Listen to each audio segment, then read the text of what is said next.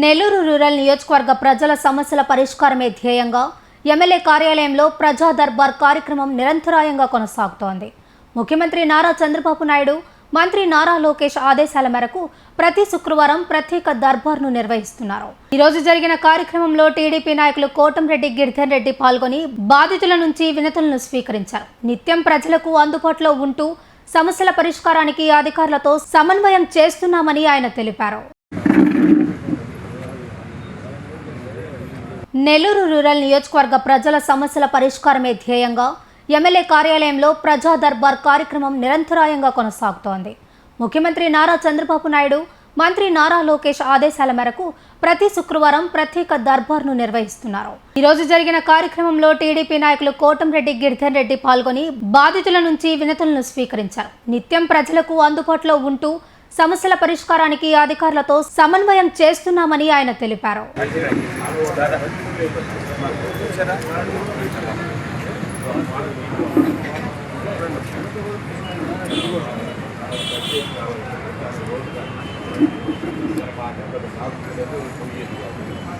ప్రతి శుక్రవారం జరిగినట్టే ఈ శుక్రవారం కూడా ప్రజా దర్బార్ కార్యక్రమం నిర్వహించడం జరిగింది. నియోజకవర్గంలో శాసనసభ్యులు శివరెడ్డి గారి సారథ్యంలో ఈరోజు కూడా గ్రామం డివిజన్ పర్యటిస్తున్నాం.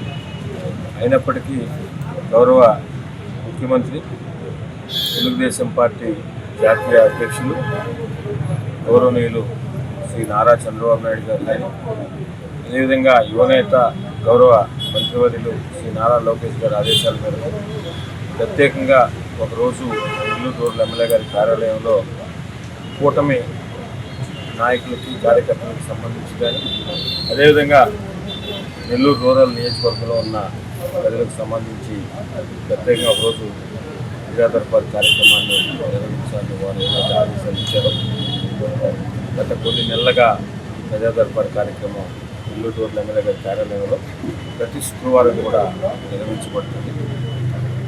ఈ ప్రజా దర్బార్లో వచ్చిన ఏదైతే రిప్రజెంటేషన్ వస్తున్నాయో, రోడ్లకు సంబంధించి కానీ, డ్రైన్స్కి సంబంధించి కానీ, కరెంటు, అదేవిధంగా డ్రింకింగ్ వాటరు, అదేవిధంగా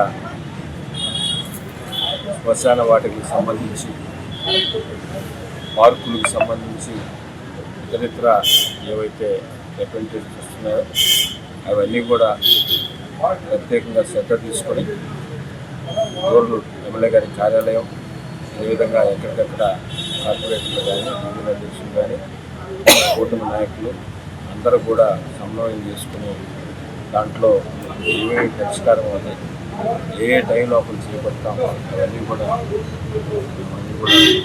ప్రతి ఒక్కటి కూడా చూసి ప్రతి ఒక్క రిప్రజెంటేషన్ని ఆయా డిపార్ట్మెంట్కి పంపించి నిత్యం కూడా ఫాలోఅప్ చేస్తున్నాం.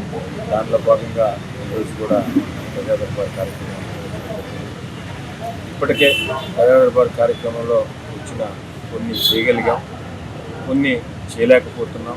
ఏ కారణం లేక చేయలేకపోతున్నామో అవి కూడా వారికి ఎమ్మెల్యే గారి కార్యాలయం తెలియజేస్తుంది.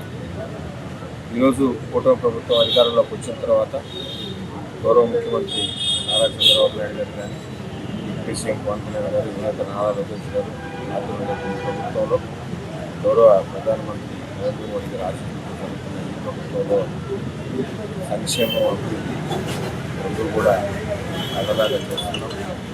సంక్షేమ పథకాలు ఏదైతే ప్రభుత్వం ప్రవేశపెట్టిందో ప్రతి ఒక్క సంక్షేమ పథకం కూడా అర్హులైన వారికి వచ్చే విధంగా కింద కార్యకర్త స్థాయి నుంచి కూటమి నాయకులు అందరం కలిసికట్టుగా ఎమ్మెల్యే గారి ఆఫీస్ దాకా కూడా అవన్నీ కూడా అర్హులైన ప్రతి ఒక్కరికి అందే విధంగా ప్రయత్నం చేస్తున్నాం.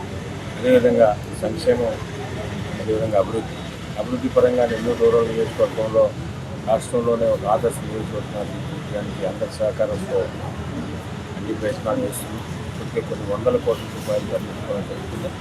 రాబో రోజుల్లో కూడా అభివృద్ధి జరుగుతుంది.